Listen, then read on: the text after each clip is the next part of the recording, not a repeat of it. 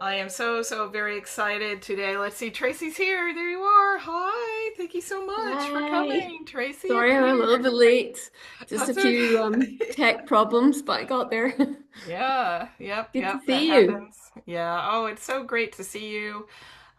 I look forward to hearing from you. We're going to have you come right up. I'm just going to say a couple of things about what Peter and Tracy are doing because I know that all of you are headed into your um, community projects and how are you going to take this information out in the world. And we just met with a couple of you about that process. And it is a remarkable phenomenon that Darcia has brought to us in this transdisciplinary field of bringing together all of this science so that we can look through this holistic lens at who we really are and what do we really need. That means we have baselines to work with that are missing from our dominant worldview and our splintered way of looking, especially at children and how our biology and nurturing are, and especially in the United States, just missing from public policy and cultural consciousness. So, a number of the discussions that we had with you were about finding right where you are. How does this transform what maybe you're already immersed in and doing, either in your families or your communities?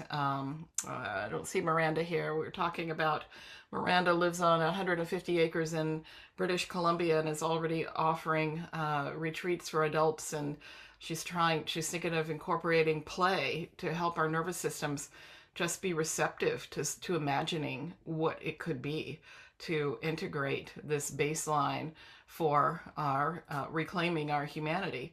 So, what Tracy and Peter have done is that they are family systems therapists. They have done incredible and beautiful work out in the world, and they're going to share with us this.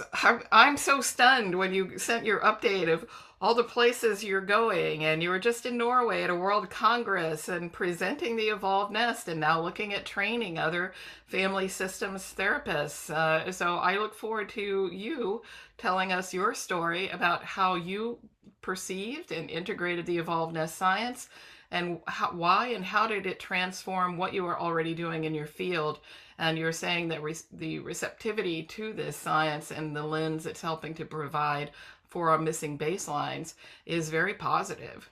So thank you, Peter and Tracy, for coming. I look forward to hearing from you both. And Well, I was just going to start by saying a little bit about who we are, and then Peter's going to talk for a little while, a little bit of an update, and then it'll be back to me. So we will swap back and forward. But first of all, it's so lovely to be back here and see some friends from our previous cohort, and to see you again, Lisa, and to be with all you new friends as well. It's so nice to see you all. Um, so Peter and I are both systemic psychotherapists, which means that we work with individuals, we work with couples, we work with families, we sometimes work with groups. And the systemic ideas, Peter is going to tell you a little bit more about how they influence um, how we think. Um, we work together in Aberdeen in Scotland, and yeah, I think over to you, Peter, so you can say a little bit, and then I'll catch Yeah, up.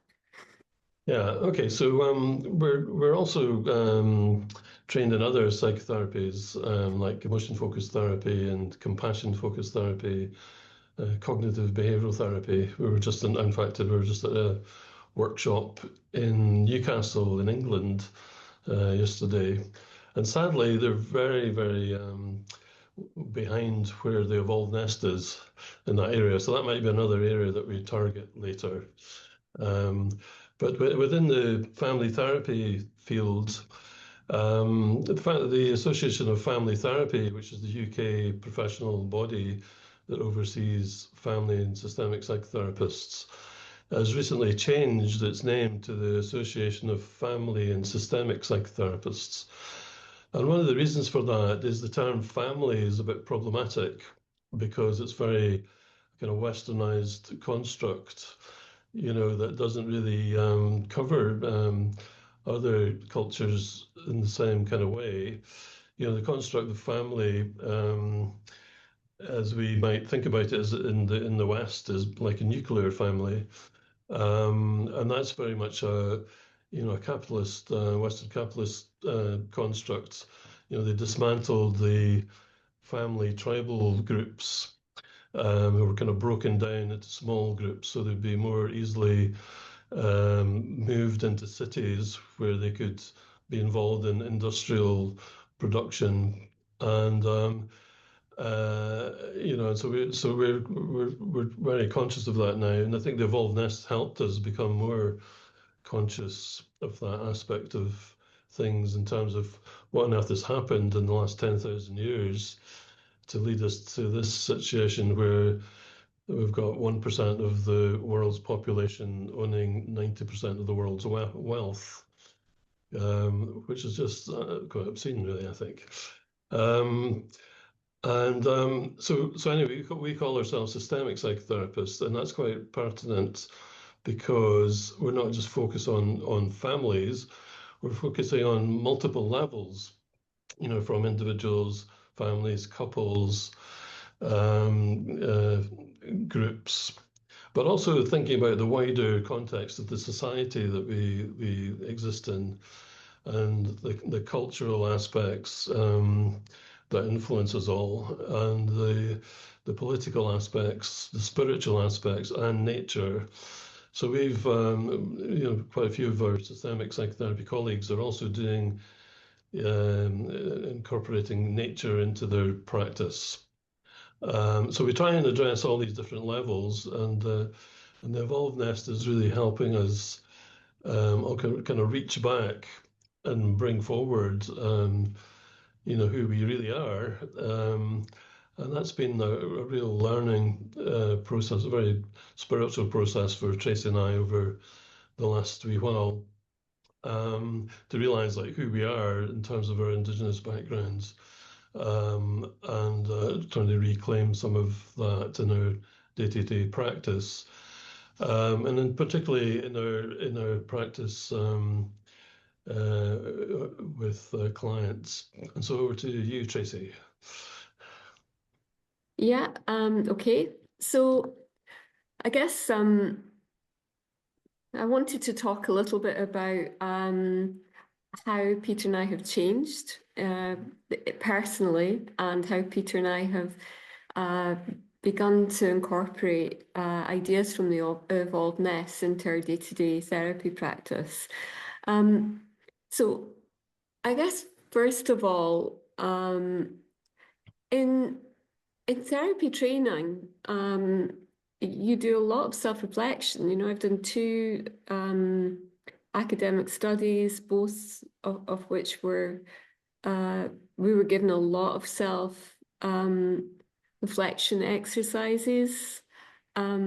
Peter's the same, and the things that he studied too. So there's a lot of self-reflexivity, a lot of personal stuff comes up from the things that we're studying. And so I think I entered the Evolved Nest training. Well, it's not that I didn't think that I would learn from personal reflection. I think I knew I would learn from personal reflection. What I was really surprised about was how much it still brought up for me after 2 professional trainings that are all about the self.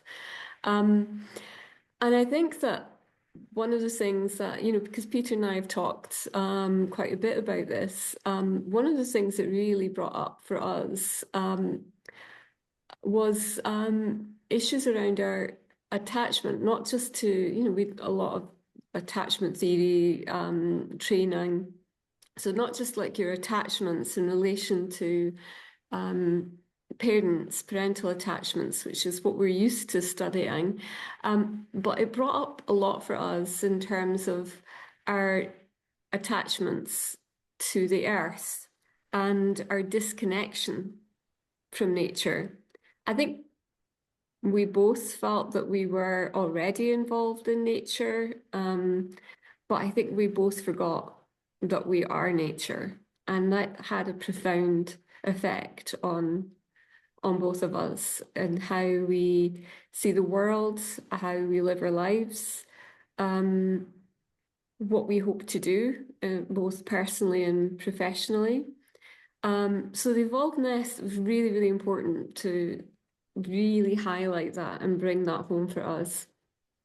I think the other thing was one of the aspects of the evolved nest is about restorative practices, and you would hope that that's what we're offering as therapists, that we're offering restorative practices, and I believe we are. But I think it opened us up to thinking more about what we could do in terms of, taking clients into nature, getting outside with them more. I'd done quite a bit of that in COVID, but as soon as COVID finished and we were allowed back in therapy rooms, I was back in a therapy room feeling a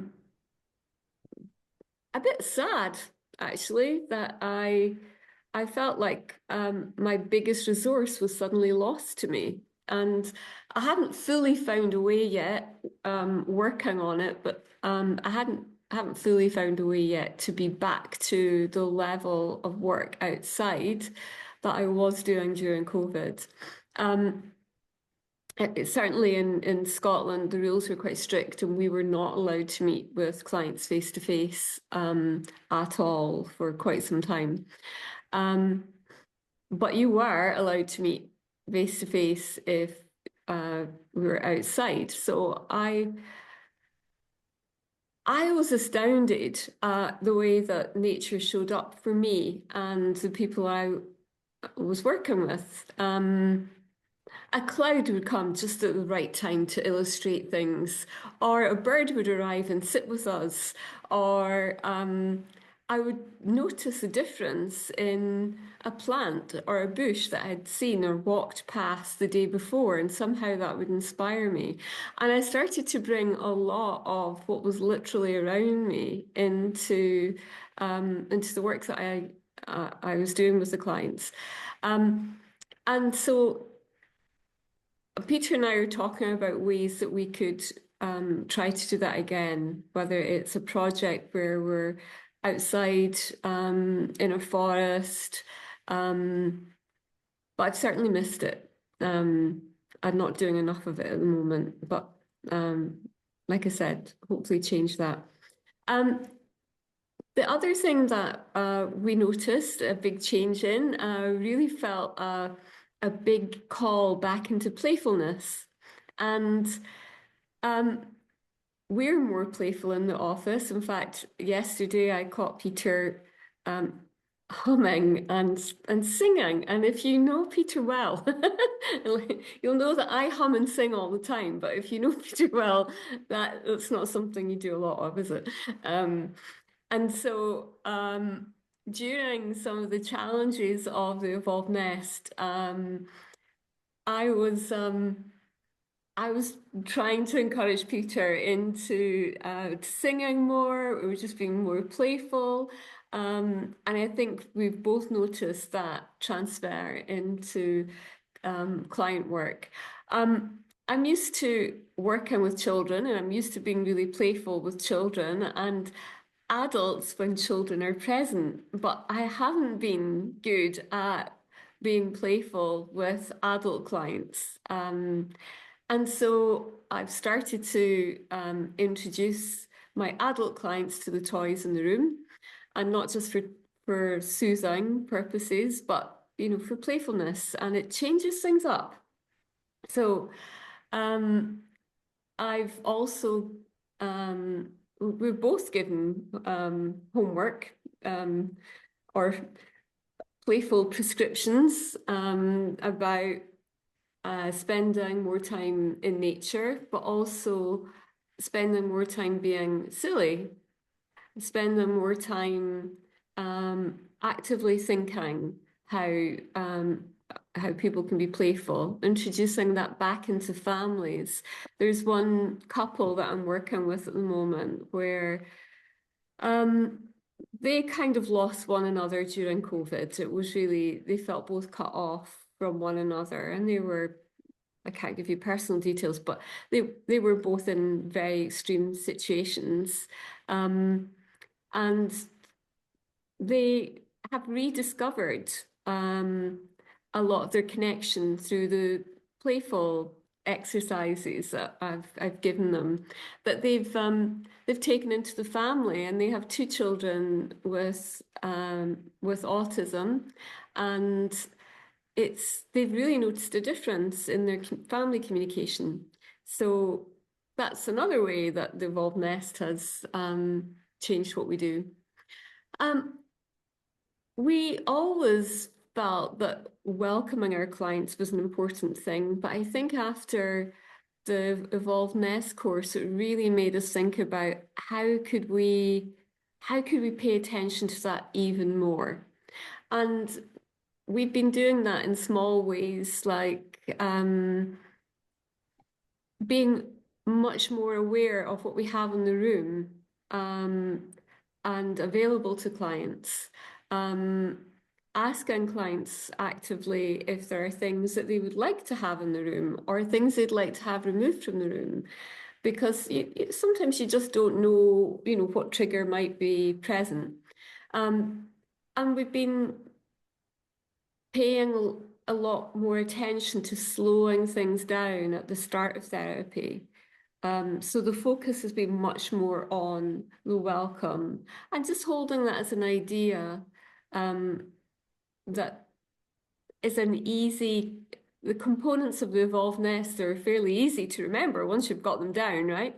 And just having that as a sort of, even like a visual framework reminds us of the different aspects to bring in. We were really struck by, I don't want to get too far ahead because I know you're going to talk a little bit about the journal, Peter, but we've been involved in I'm wondering about the time, Tracey. I'm sorry? How are we doing for time, Lisa? This isn't 90 minutes we have together today. So Okay. you all can take your, up to 45 minutes is fine. We just want to have time to ask questions. Okay. Right. Yeah. Yeah. I'm so happy you're checking in the time. I'm Tracey, terrible I at just time. want to be clear. Are you taking us through how you have applied the components of the Evolved Nest? It seems like you're walking through this. Are you doing the whole component list? Is that what you're doing?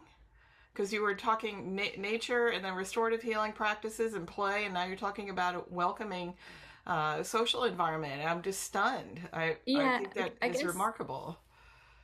I guess what we're trying to do is incorporate as many aspects of the Evolved Nest. You'd be surprised how much of the Evolved Nest teaching shows up in our day-to-day practices.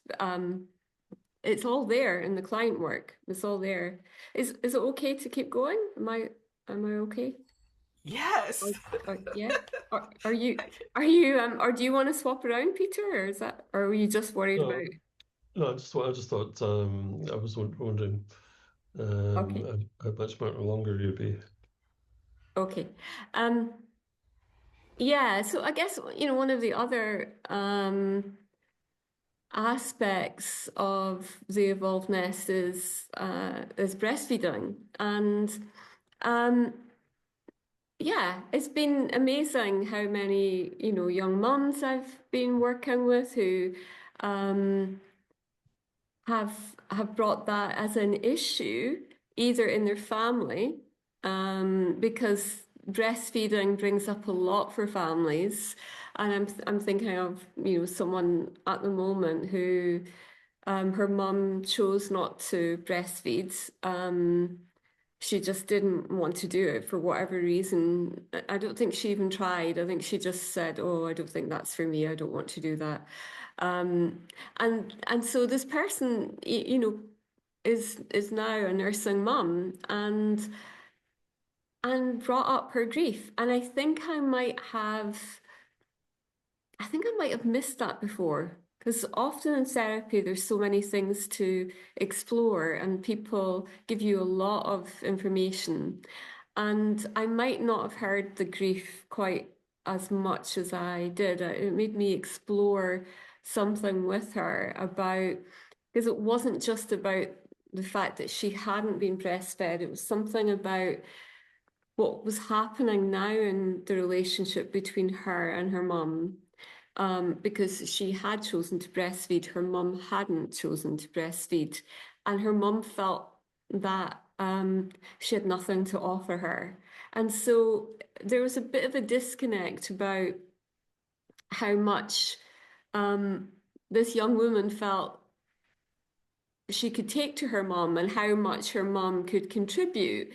And so we had to look at you know, how what other ways could her mum contribute? And of course, there are many, many, many ways, but just little reminders of the ways that she could provide a welcoming social climate to the baby and be an allo parent to you know, to the baby. Rather than it just being the focus on the feeding. And again, I think I might have either missed the grief or I may not have caught that because there's a lot of other things to be looking at. But that turned out to be helpful for her and created a relational change that I think has been an important one. So the evolvedness shows up in different aspects of our client work. And we're essentially trying to just pick moments to try and introduce aspects to clients. There's one client that I wanted to talk about today. I won't give you the personal details, but I'll give you an overview. She's a young woman who, again, had depression in her teens. She would be someone who would be considered professionally as someone with long-term depression and severe depression. She's missed out on many aspects of her life as a result of that. And it's created a lot of withdrawal from friends and family members. She's missed out on many, many special events. She's really struggled. She did make some recovery before COVID, but then when COVID happened, she just went into complete shutdown. And so I started working with her sort of midway during COVID, and it's been a long, hard struggle, actually. And I've had to be persistent and just go at this client's pace, and it's been difficult. But one of the things about this young woman is that she wants to get better. So that's always a big plus in our world. And she showed up, you know, consistently in therapy. But one of the things that I was trying to do with her was make some relational repairs between her and her family. You know, we had some success with that. She began to attend some family events, like small scale family events. But the work was slow and difficult. Then I started, this is before the Evolved Nest, actually. It was just before the Evolved Nest. I made a suggestion because I knew that she was she liked bird watching, or did. That was an interest before. And I said, hey, how about you just put a bird table in the garden and some seed and just sit out there every day. It's really hard for her to get out of bed. So to sit outside was a huge deal. But she did. She started to do that and started to really enjoy seeing which birds would turn up, and she would film them and bring the little videos or the photos of the birds to the sessions.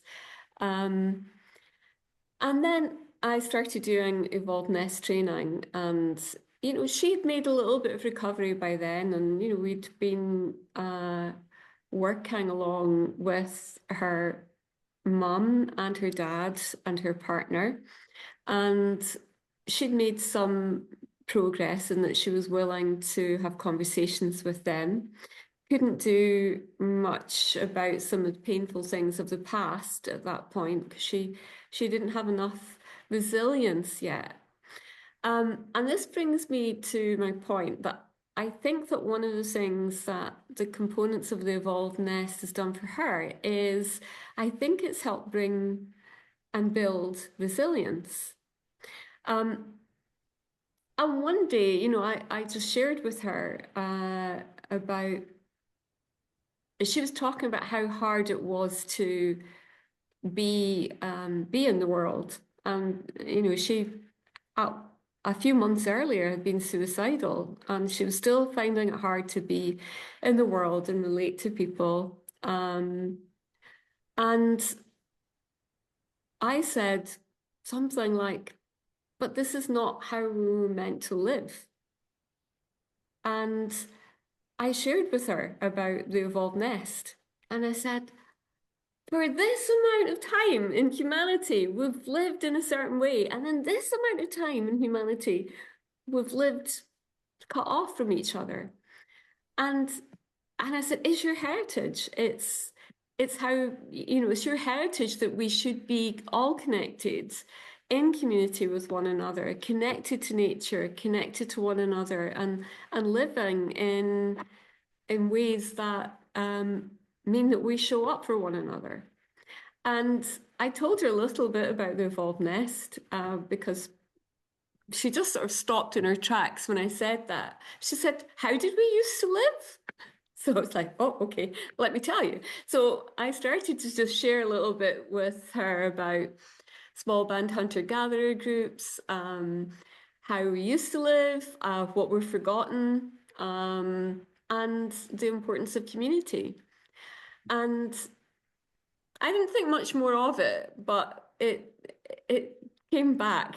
So next week she was saying, so tell me a little bit more about how we used to live. And I was really, by that point, thinking, oh, okay, I've got her interest, and we'll talk more about this. And so one of the things I shared with her was the importance of not just receiving from community, but also giving in the community.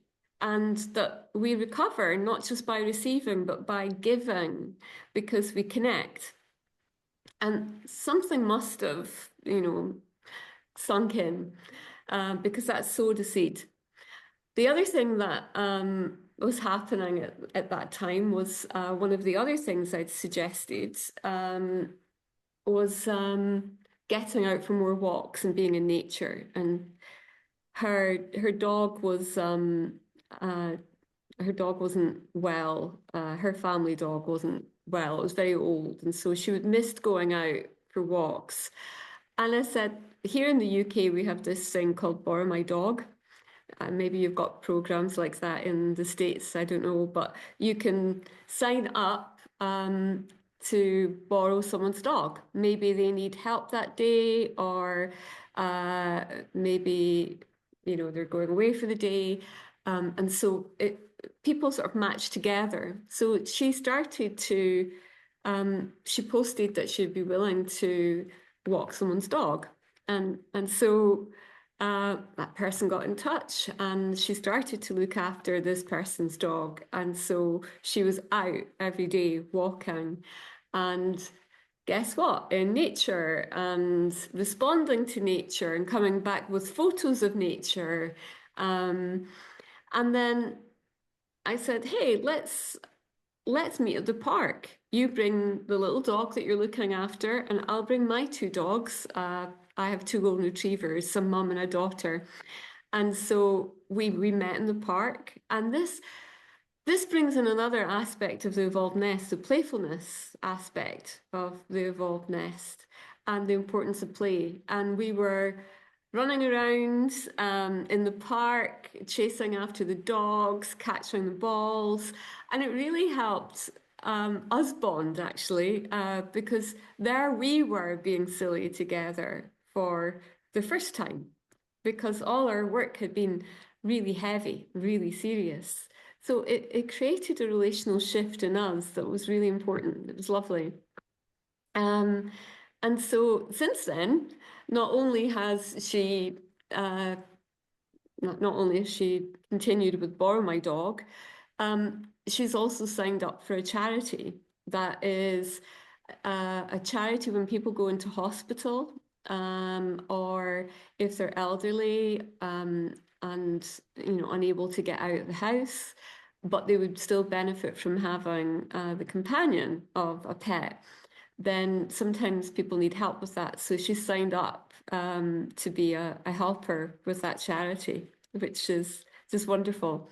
And the other thing was she thought, I don't want to go back to the job that I was doing before. I think I will be a dog boarder. So she's now boarding dogs and she's done training and looking after dogs. And yeah, so she's doing really, really well in that aspect. But that seed of community, receiving, but also giving, stuck with her. And one of the things that she decided to do was post on Facebook. Hey, there's a lot of litter in this park. Anyone want to come and meet up to gather the litter?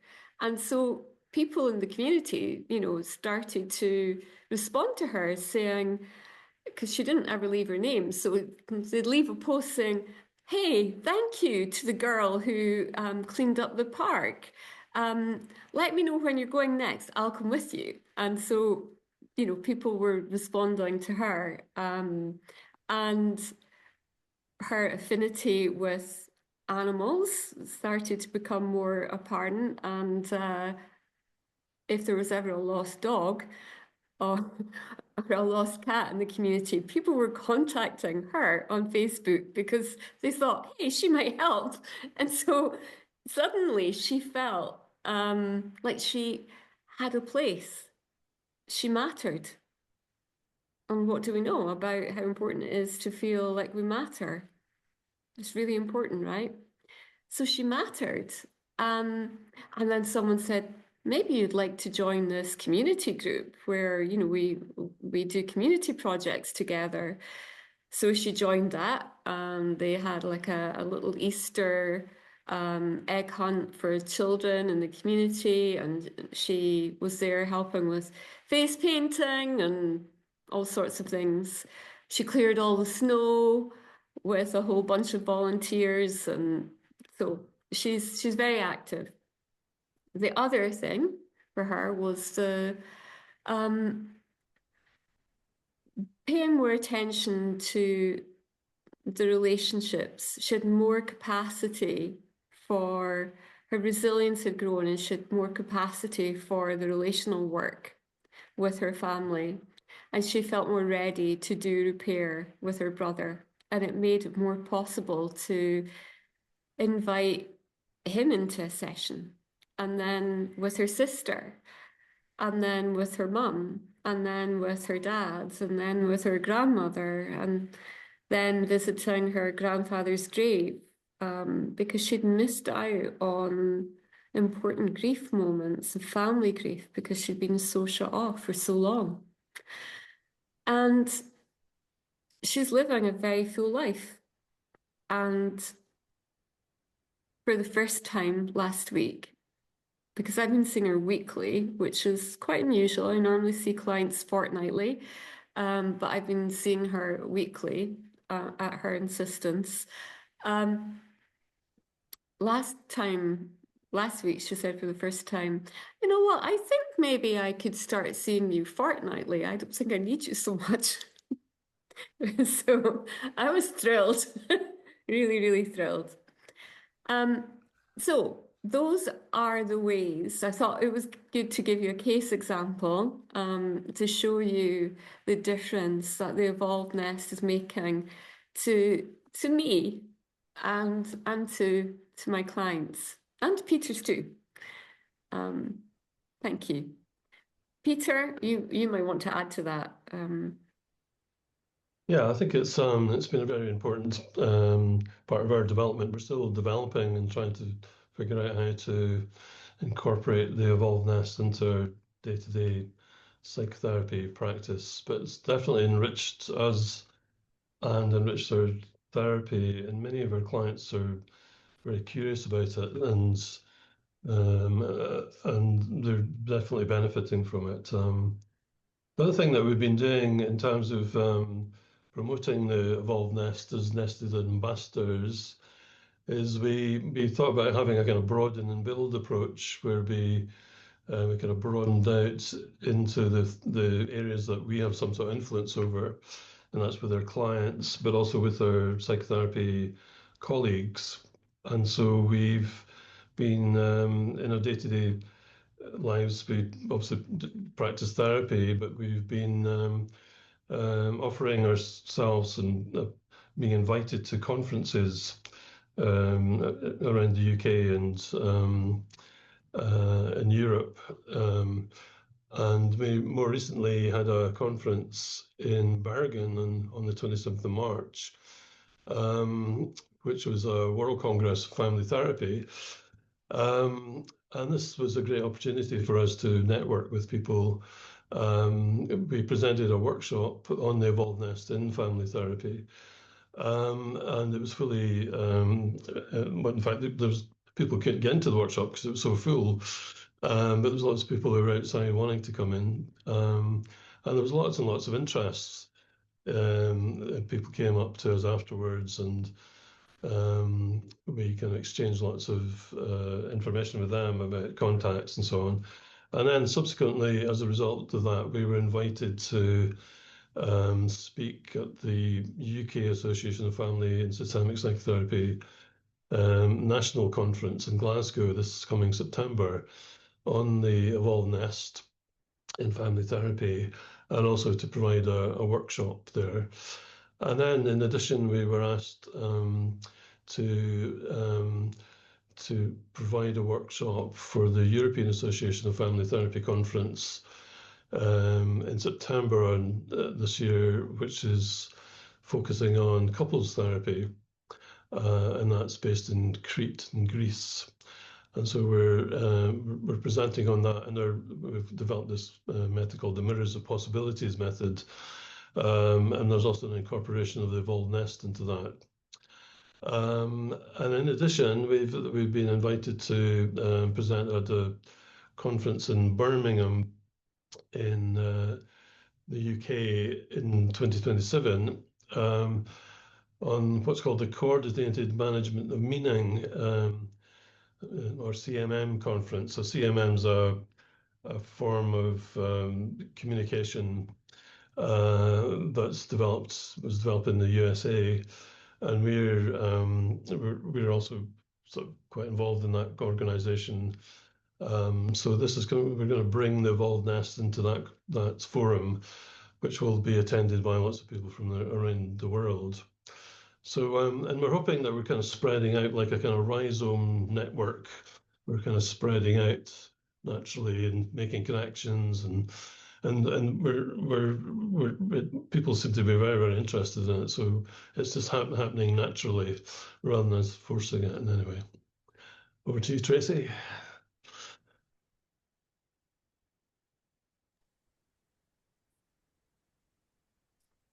Yeah, Yeah, the other thing that we've been asked to do is in formal psychotherapy training.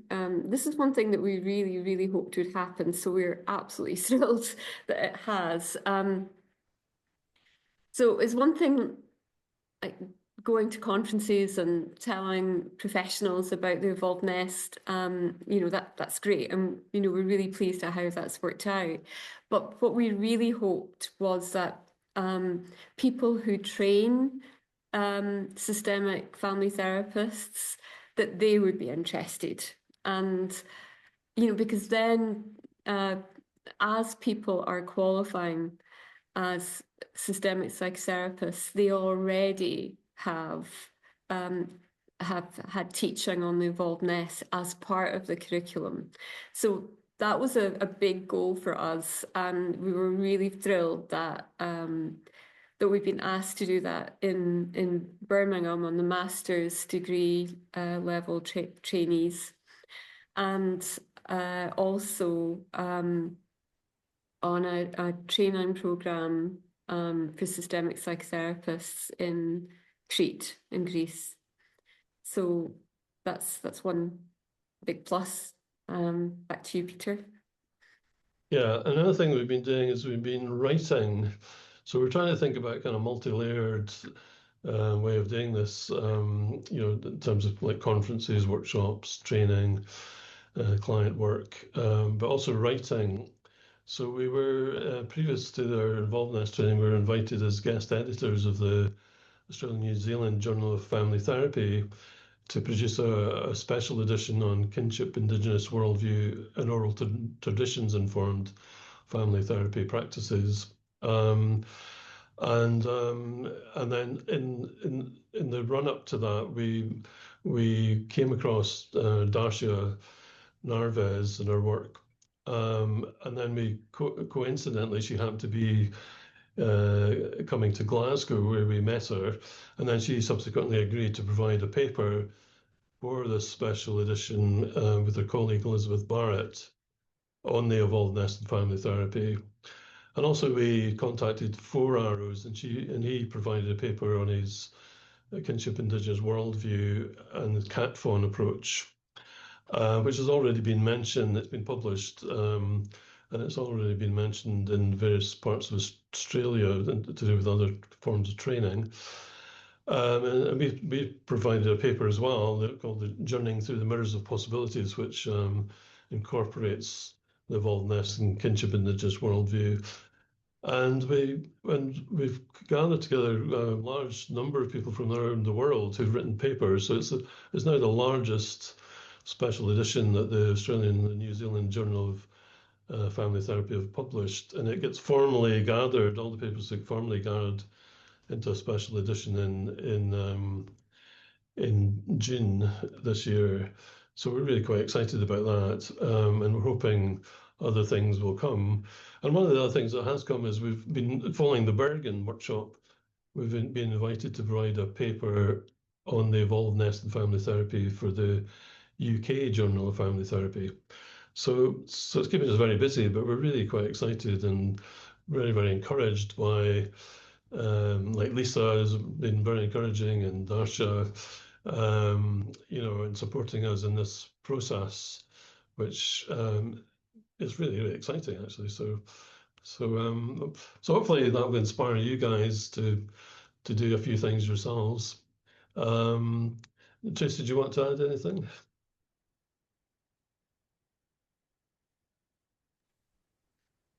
I suppose I just wanted to say that you were talking about I guess the paper and how it came about, as in with Darcia and us meeting Darcia, we see that as a really synchronous moment, and it's really made me think about ripples in a pond. And I want to just introduce that idea to encourage you all in your projects. It doesn't matter how small or big your project is, because everything that we do has a ripple effect. And I was thinking about how the organisation that invited Darcia to speak is an organisation in Glasgow called Tigers. Now, from what we understand, it was two businessmen. I think this is the story. I don't, you know, I'm 99% sure it's the story that they were two businessmen that grew up in a really rough area of Glasgow and kind of made it good in terms of they managed to become successful and grew a business and wanted to give back to the community and wanted to find ways that they could put programs together that would help children in education or have a good start in life, but also provide opportunities for young people to work that maybe had didn't come from a great background in terms of had support or financial help. And so they sounded like they were really ethical in what they were trying to do. And so it was this organization that put the conference together. And unfortunately, Peter and I didn't know about the conference in time to go to it, but it meant that Darcia was in Glasgow. And the coincidental timing of, Peter saying, hey, I think we should contact Darcia. And I was the one saying, it's a bit of a long shot that Darcia's going to write something for the journal, but yeah, why not? And her to be so gracious to meet with us sparked, that's what brought us into the Evolved Nest. And I look at the timing of that and it makes me smile a lot. But the ripple effect, the people in Glasgow, the Tigers, I think we need to write to them because they don't know that by bringing Darcia to that event that all of this happened. There's a ripple that they're unaware of. And you don't because always get to Darcia invited us to participate in the ambassadors at that. group at that point, really. So we knew nothing about it at that point until she told us. Yeah. When you say you met her in Glasgow, was this at the ACEs conference that Suzanne Zedek was? Yeah, it was. Yeah. I think it was. Suzanne is on our board as well, okay, so we all know each other. All right, very good. It's okay. Yeah. Okay. Yeah. Do you have more to add, Peter, or do you want me to keep going? No, just carry on. I suppose really, we've loved promoting the Evolved Nest with our clients, with anyone that will listen to us. And we are noticing that people do connect and they are interested. And I guess we've noticed more synchronous moments happening as a result of all of that. And that's been really, really encouraging. Yeah, I suppose when we were talking about it yesterday, we were saying we're not selling the Evolved Nest.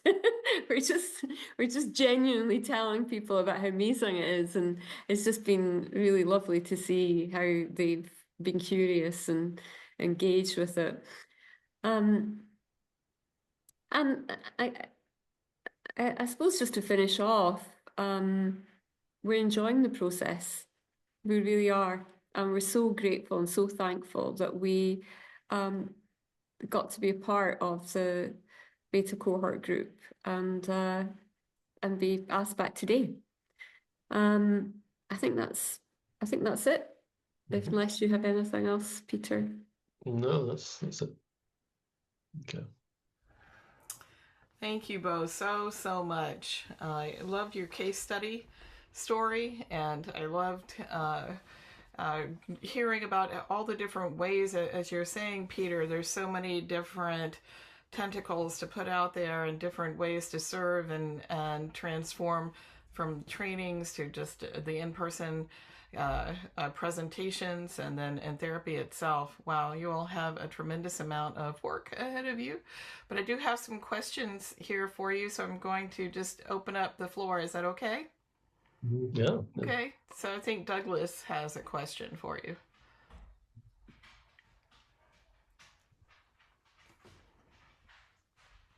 Douglas, are you here? I was on mute. Good morning from me and good afternoon to you. Yeah. I was born in Broxburn. Oh, wow. Okay. In West Lothian, Yeah, just outside it. some time ago now. Yeah. I'm a semi-retired plastic surgeon in Vancouver, Oh, wow. and Okay. I'm interested in bringing the Evolved Nest to the medical curriculum. Mm. And I'm fascinated by your story, and I'm wondering if you like. I would love to get a copy of this special edition of the journal you just discussed, but I'm interested in whether you have anything in an outline or a curriculum format that you could share, either through the Evolved Nest or with me through email or something. So and I'm fascinated by your story because I'm trying to contemplate how I will negotiate this because medicine is not the same discipline as psychology and psychotherapy, and the curriculum is vast and contested because there's only so much time for so much material.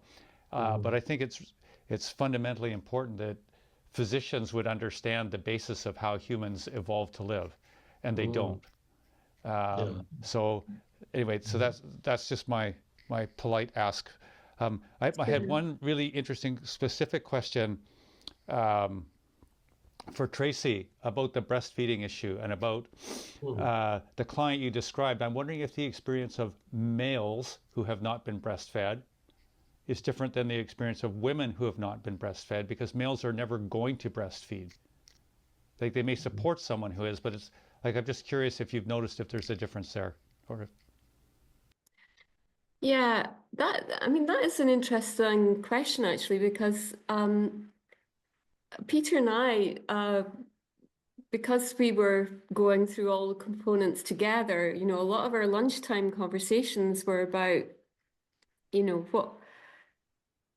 what was like, because I wasn't breastfed and I chose to breastfeed, and it was a difficult, it was a tricky time. I really related to the client I was talking about because my mum was a bit angry with me initially for breastfeeding, because she understood it as me deliberately keeping her out of the process. And so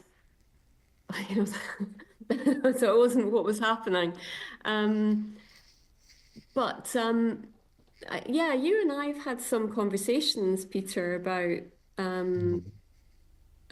just about that. I don't know if you want.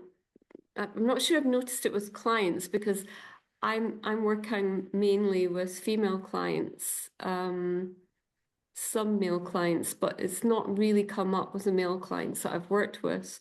How about you, Peter? Yeah, I think it's I don't know the answer to that, but I think that, for example, Darcia would often say that boys are far more vulnerable than girls in terms of their sort of neurobiology and how they mature and so on, and so they actually probably need the evolved nest and breastfeeding more in some senses, but I don't know that for sure. But certainly it's in Scotland, for example, there's an encouragement for women to breastfeed, but the social structures aren't really helping that. They're allowed to, they get maternity leave, which can be up to a year or more. And many women will go back part-time and breastfeed, but often it's kind of cut off, whereas other people, like Tracey, she breastfed for much longer than that. And it seems that ideally breastfeeding should go on for at least about 3 years or 4. Yeah, I think that one of the things I have noticed in the work that I've been doing with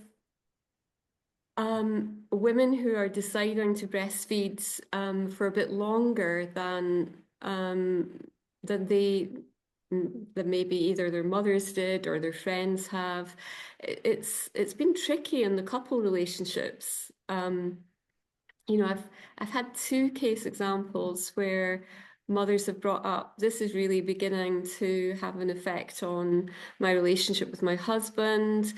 He, he doesn't understand why I'm feeding now. And he thinks that I'm trying to create some distance in the relationship with him. And it's, and it hasn't been the case. And, I've not been working with the couples, but I've had to help the person really think about, what they could go back to their husband with in terms of not just the very good reasons for mother and baby to breastfeed, but to also, figure out ways that he could be involved in the feeding, and make sure that if she did use breast milk, that she maybe pumped in the morning, that was used for the morning the next day, things like that. But it's amazing how it comes up, even in relational work. Douglas, can I just say one other thing though? On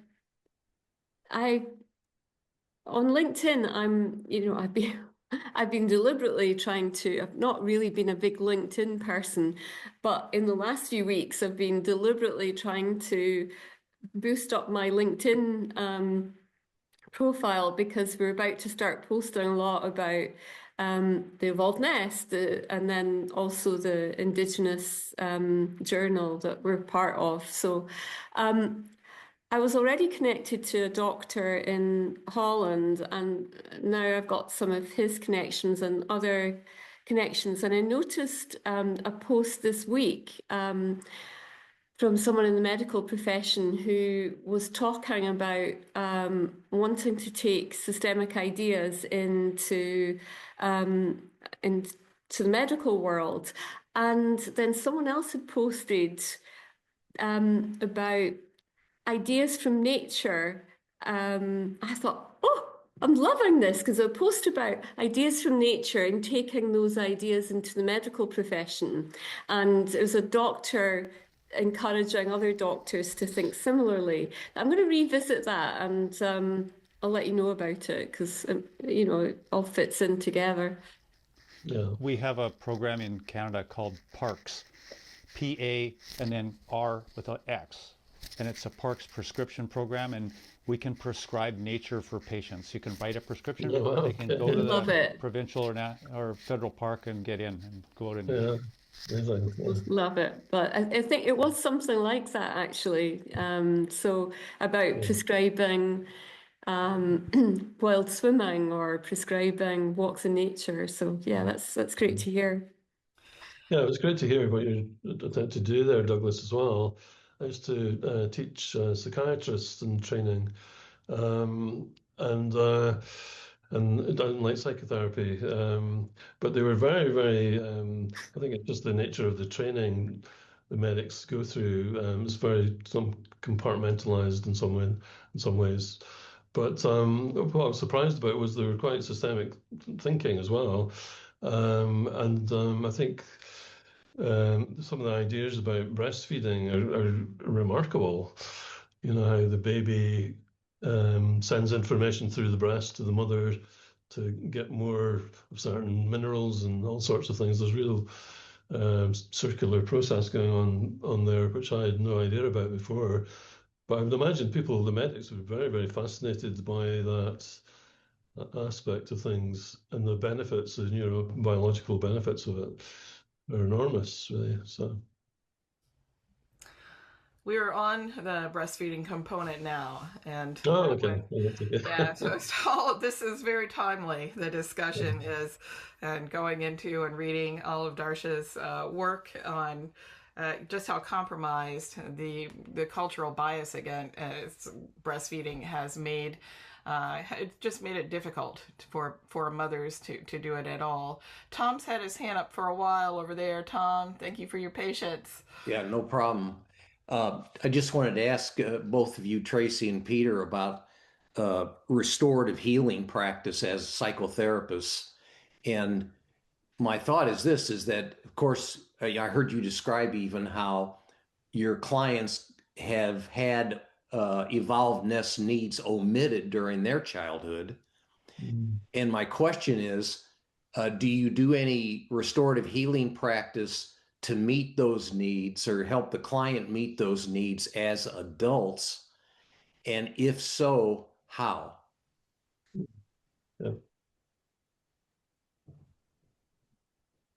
And so just to clarify, are you meaning if a client has missed maybe developmental aspects have been missed out because that's been an area or a time in their life that they've either gone through trauma or some relational rupture? Is that what you mean? Well, it could be, certainly a history of trauma, but it could be just omitted evolvedness needs.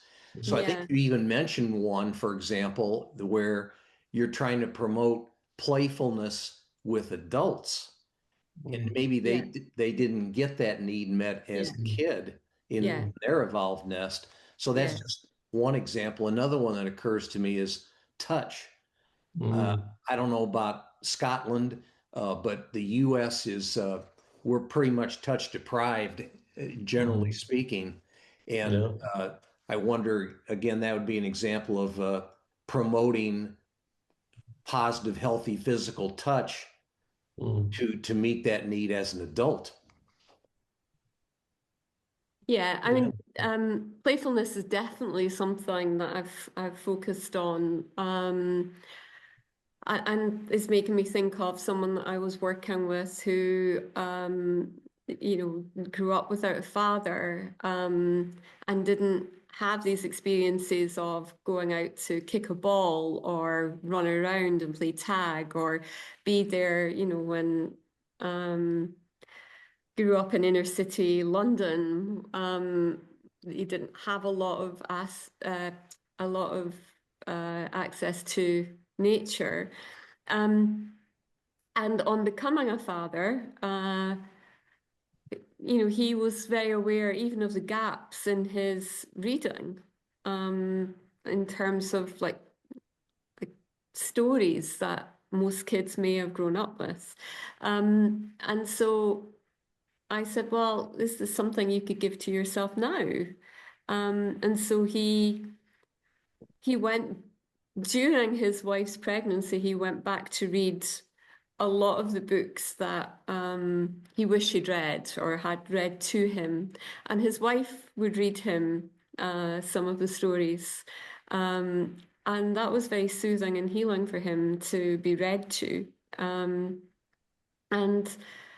again, just being out in nature, running around.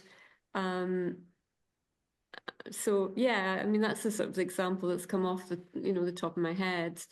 Can you think of? I mean, apart from all the obvious stuff that we do in terms of all of the Yeah, I was relational stuff. thinking. Yeah, I was thinking about one person I saw recently who's an adult who's been very badly abused by his father. His father really hated him, and he had internalized that, so he now was hating himself. And so what we did was we started broadening things out to include his ancestors. And so rather than just being, because he was kind of trapped in his house, he wasn't allowed to go out to play when he was a child. He was very, very deprived of contact with other people. He was homeschooled, and so on. And then after he became an adult, he became very depressed, and he started abusing drugs, didn't know how to be in the world, basically. But what we did was we just did some imaginal exercises of imagining it wasn't just his father, like he had inherited the genes. The genes weren't just from his father, they're from his whole genealogy. And we started to think about further back and think about all these people standing around them and what they would be saying to him. So they became like allo parents for him. Oh, I love that. Yeah, and it was really lovely experience for him.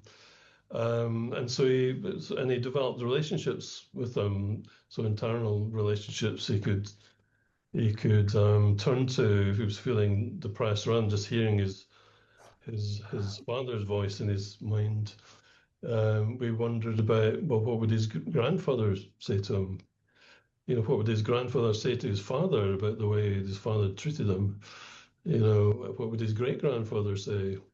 And what kind of example did he want to follow? Did he want to follow the example of his father, which he didn't? But he didn't have any other male role models. But maybe he could reach back even further, you know, like thousands of years, maybe, to think about, you know, all these people that lived through whatever they lived through to carry on passing their genes, and they can have great honor of that on to the next generation. Yeah, I like how you bring in the imagination with that.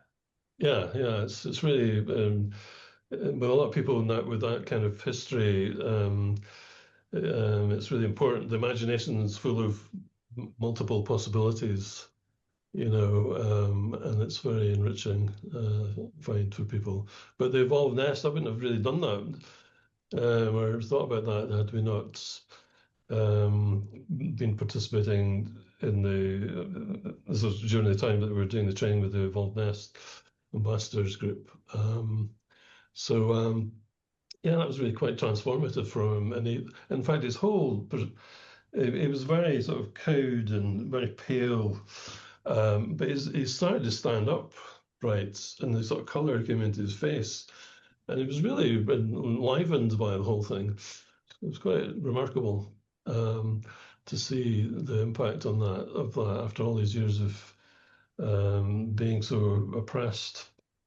That the reaching back there's a great resource there. I think if we reach back into the past, into like thinking about tribal groups and how they would operate, how they would the morals that they would develop, how they would if he had been brought up in a tribal group, then the other tribal members would not have allowed his father to treat him like that. And we thought about what would they say to your father? How would they manage him? You know, what would they say to you? How would they help? You know, how would they help restore your relationships and not just with yourself, but with other people? Because he didn't trust anybody else, you know. But then he began to kind of open up to the possibility of actually, maybe I don't have to work by this template I've been given. I can cast it off. Yeah, so it was quite a remarkable experience. That was really quite remarkable for me as well, just experiencing that with him. Yeah, thank you very much. I appreciate your answers. Okay, thank you. But Peter, I guess, you know, when we were talking, you came up with the idea of adding that into the mirrors of possibilities, just that one of the mirrors could be our ancestors. The mirrors of possibilities, the paper that we've written, which is based on well, years ago, I met a guy on a train who was an anthropologist. It was a very busy train, and the trolley with all the food, I couldn't come through, and so all I had was chocolate, and I shared my chocolate with him and his colleague. He was sitting a bit further away, and and he told me a story about how he was involved in writing.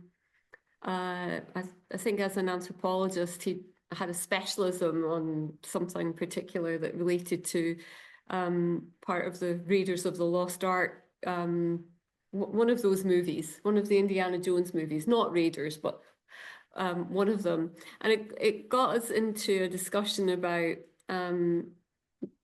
discussing the culture of chocolate. And from that, he talked about asking me what I was doing, and I was training as a family therapist at the time, and I was going to a reflecting team. that day, which is a way that we use teams to, through a mirror system that, we would reflect back things that we see between the therapist and the client. And he started to tell me about this idea of mirrors in Indigenous cultures in the Mayans. And I thought, and it was how the Mayan tribe would surround anyone who was going through some transition or difficulty. They would collectively surround them and reflect back parts of self to support the person. And I thought, why aren't we doing this in systemic psychotherapy? This is really what we should be doing. And in some ways we were, but we just needed, to play with the idea a bit more. And so Peter and I have been developing that idea. We looked into our own Indigenous culture and found similar practices in Celtic culture. Douglas, you're a Celt. And Or is it Douglas the Celt? Sorry? Is Douglas the Celt? Well, Oh, probably. yes. Yeah, I'm a Druid. Oh yeah, Druid, good one. Yeah. And since you pinned me, I'm going to pop in.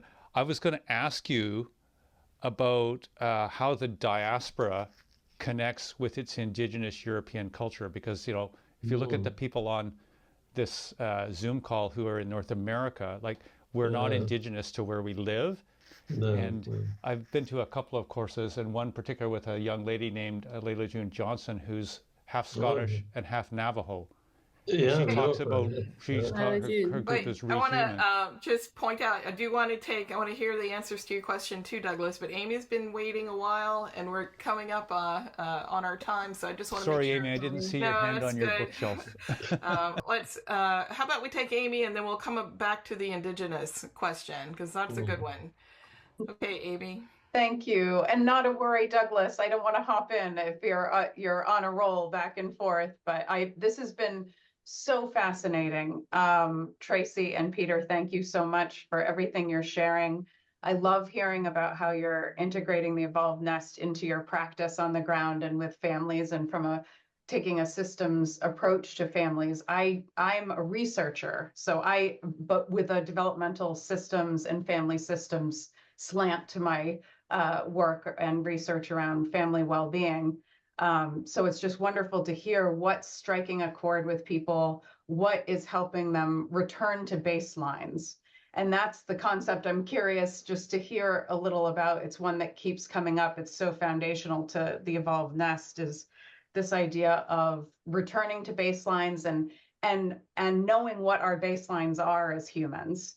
And in our field, and I'm in a similar field as Darcia, as a developmental scientist, so much of our science is not based on our human baselines. And I'm curious if you're finding that in your field too, among colleagues, or even that your case studies were so interesting about, wait, how are we meant to live? That struck such a chord with your client. And so I'm just curious to hear a little more about how you're working with those baselines and returning to them and moving that. It's not just getting back to what's normal for us now in today's world, whatever that is, but back to being human. Yeah. Absolutely. Yeah. Mm-hmm. Do you want to start, Peter? I've been talking a lot. Yeah, okay. Well, I think there's something really, really special about what you're saying there, Amy, in terms of change. I think what's happened with us prior to the training in the Evolved Nest, we'd sort of cut the baseline off in more sort of recent history, and the cultures that the kind of Western capitalist cultures that we were brought up in, and what the values are, and how there's lots of hidden values that just in terms of thinking individually, and so on, how they affect us. And now we're thinking much more, we're going back to, we've been robbed of that, I think, literally robbed of it over thousands of years, in terms of what we we are as human beings, and as human beings who should be connected in tribal ways. So shifting the baseline back to that, I think's like revolutionary for me, and it is, and it does seem to be revolutionary for our clients, because once they begin to touch base with that, they think, wow, why don't I know that? And it's quite inspiring for people, in terms of, and it's not just a model, it's in terms of wellness, it's the neurobiological foundation. So it has great power, I think, once we begin engaging with it. I suppose in systemic psychotherapy, there's a big emphasis about resilience and strength-based work, and trying very hard to move away from pathologizing clients. That's been a part of our psychotherapy heritage, really, but it's very difficult because in terms of where money goes for research, as you'll know, it's very, very difficult. And I think that we're up against it as systemic psychotherapists, because of the culture generally around what gets funding, even in the UK and the NHS, and any research that's easily replicated is so, for instance, CBT often gets funded a lot more because there's a lot more CBT research, but yeah, I don't know how to tackle that. I'm going to add a little bit to what you're talking about. The reason Darcia was at the ACES conference is because what she was trying to introduce there was a counterpoint to ACES. So ACES is the adverse childhood experiences, and the scale that shows the more adverse childhood experiences you have, the worse your outcomes as an adult over time. And Darcia was there to say, hey, we have a wellness informed, that's trauma informed, and we have a wellness informed. So you want to talk about what not to do. I'm here to talk about, this is Darcia, not me. Darcia's here to talk about what is the wellness-informed approach, where are the baselines for what is species normal then for us. And it has, I just want to affirm what you're saying, that getting on the radar, this is where we know we're butting into a worldview issue. It's not one thing, it's everything. Oh, we got a worldview issue. How can this many systemic levels of thought be so disconnected from the basic baselines for human well-being? But so I did put a link in here to the ACES piece that Suzanne Zedijk, who runs that conference, did an interview with us about the opportunities there. Darcia's work on Kindred, specifically using wellness informed as a counterpoint to trauma informed. That's a really good resource for relanguaging and then sliding in the evolvedness. Here we have your answer. If we're going to be wellness informed, here you go, here are the baselines. And then there was something else that you said, Amy, but I can't remember right now what that was. And I know Douglas has his question as well. Did you have anything, Peter or Tracey, before we take Douglas's question? Yeah, I think there's some evidence showing that people with high ACEs scores, the ones that do well are the ones who have relationships, who've managed to have or develop relationships subsequently to their early lifehood. So I think the ACE, the evolvedness is a lot to bring in here. And we were talking about, even talking to the Scottish Government about this, because the Scottish Government are well invested in the ideas of ACEs, but they should also be well invested, and I think we could talk to them about this, about the evolved nest, because that would definitely help balance things out. Yes, yes. All right. Can I respond to some of the things that have come up in the chat, Lisa? Okay, Yes. yes. Is What about Ellie? Douglas's question? Oh, Yeah. sorry, it's just briefly. It's just there was something about when is the conference in Greece, in Crete? It's the last weekend in September. It's called the the first Panhellenic couple conference. And Douglas, we've got your email. Thank you. We'll be in touch. Sorry, Peter. Okay. Good. That's all. All right, Douglas, what was your question about indigeneity? And Well, I was wondering about, advice from Europe about how the diaspora can reconnect with their indigeneity, because that's been a question on my mind. But your thing about ACEs and positive childhood experience is interesting. We just finished a study in our cleft palate program where we showed that children who had allo parents, to use the evolved nest term, have better outcomes. And that paper just won an award at a local research day. So I'm going to make sure we get the evolved nest in the paper and reference, because we hadn't used that term before, but it's not written yet. It's just been presented. Yeah. Fantastic. Yeah. I'd love to see the paper, Douglas. Yeah. We'll share our papers. Yeah. And your question is? Yeah, about the indigeneity of the European diaspora and how to reconnect. That's a theme that comes up in lots of different places.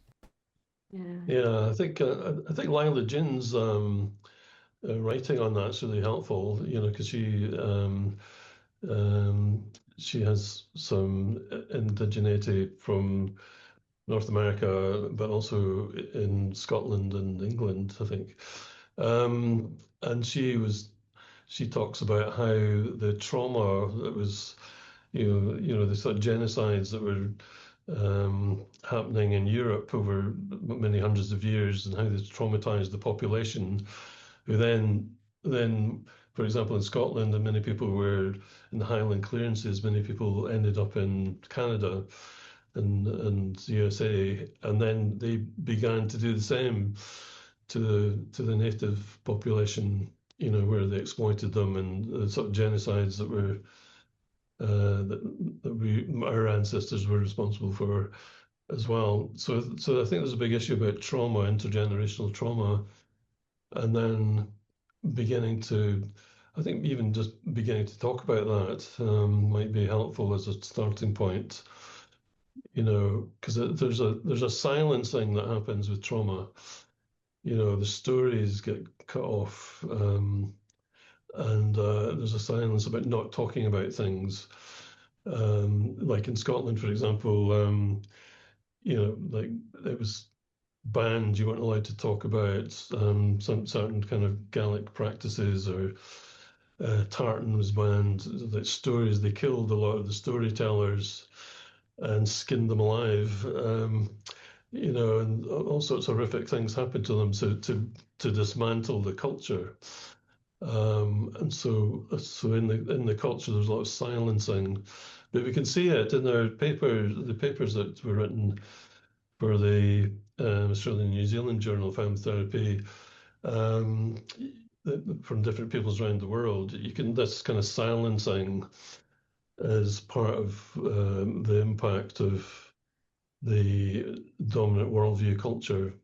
But I think reclaiming that, I think Lila Jin's work's really important to help us talk about this and reclaim it. Like we've been reclaiming, like Tracey and I have been looking back into our genealogy and history, and been really surprised by a lot of things we knew nothing about. We managed to go back. We knew something about maybe 2 or 3 generations, but beyond that, we knew nothing.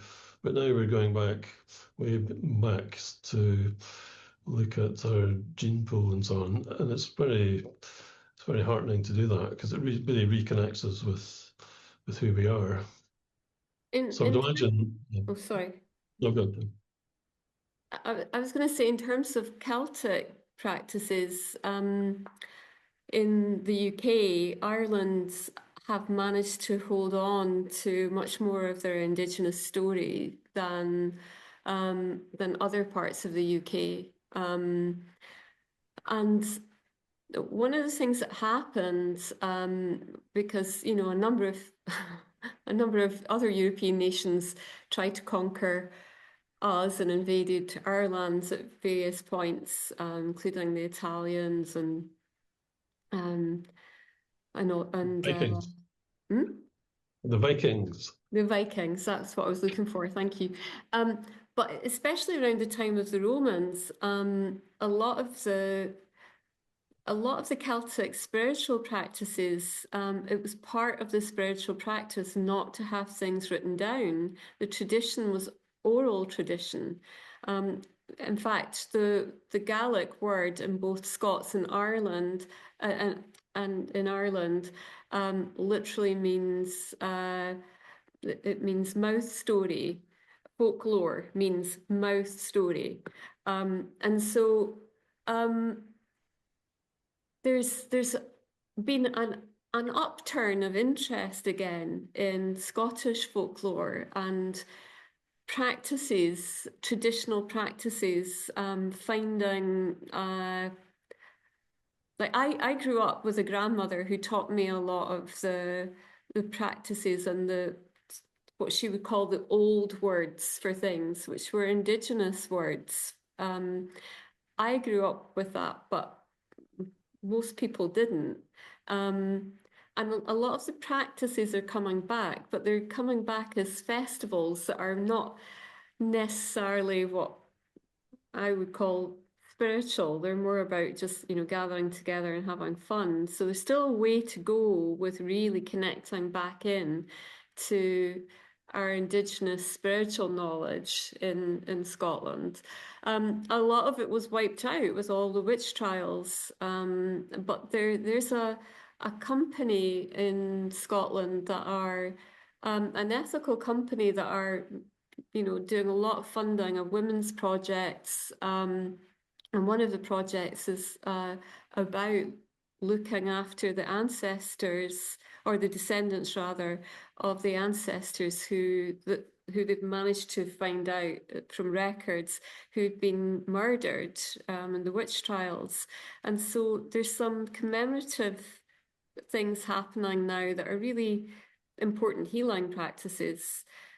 I couldn't say much more about other nations within Europe, but the journal is just the start. I really hope that the conversation keeps going and that people will keep exploring and bringing it into the world, about reconnecting with their own Indigenousness. And the evolved nest fits so well with all of that. Brings us right back. It's a good connection for you as a Druid, Douglas. Yeah. Thank you both so much.